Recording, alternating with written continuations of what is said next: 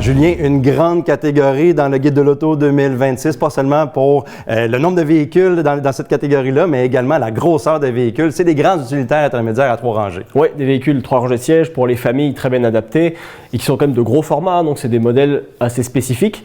Et dans cette catégorie, il y a, comme tu disais, énormément de modèles de disponibles. Nous, on en a plébiscité 4 cette année. Et parmi ces véhicules, on va prendre le Telluride et je vais faire une petite parenthèse parce que le Telluride en fait n'a pas de modèle 2026 à proprement parler.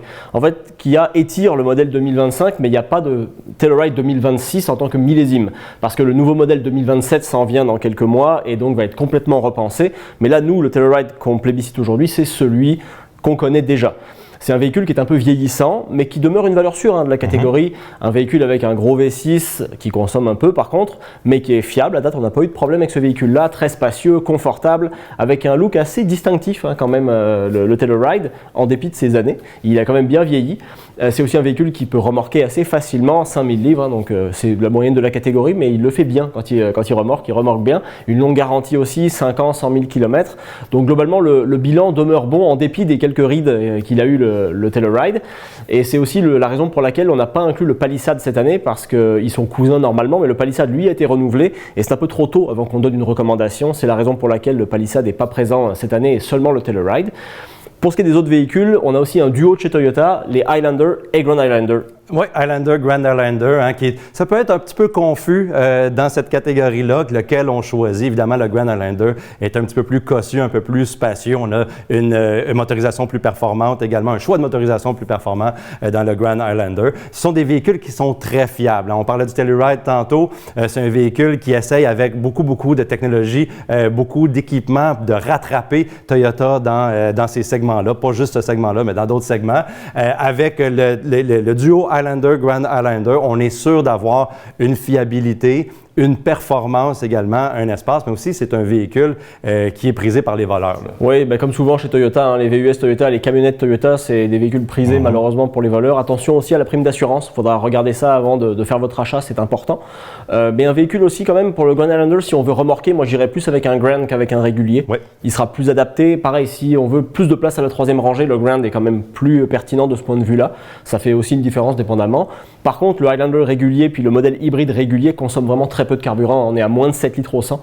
Pour un véhicule de ce format à 3 rangées de sièges, c'est quand même très impressionnant. Ouais. Donc ça aussi, c'est à pas négliger si c'est quelque chose qui est important pour vous, si votre kilométrage annuel est important.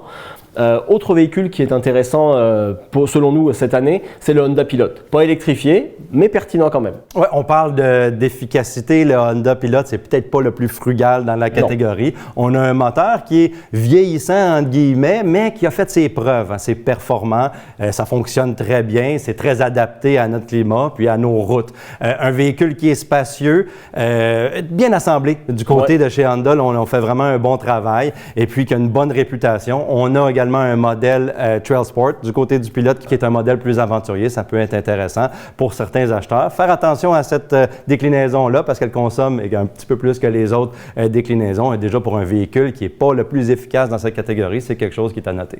Exact. Puis pour ce qui est des véhicules, le fun à conduire, justement, on termine avec Mazda parce que Mazda se fait une joie de toujours proposer des véhicules qui sont plus amusants à conduire que la moyenne.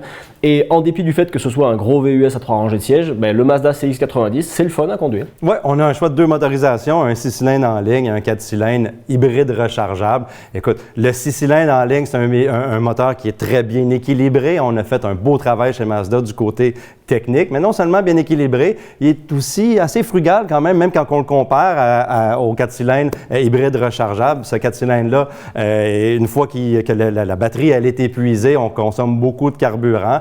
Donc, on recommanderait le 6 cylindres en ligne pour le CX-90. Évidemment, un véhicule qui est bien équilibré sur la route, mais également une belle finition à l'intérieur, une belle qualité d'assemblage. C'est pas le plus ergonomique dans la catégorie, évidemment. Donc, ça, c'est quelque chose à penser. Si vous avez des enfants, vous avez un quotidien qui est quand même assez chargé. C'est pas le véhicule que la technologie est la plus avancée dans l'habitacle. Par contre, un confort extraordinaire. Une bonne recommandation pour le CX-90.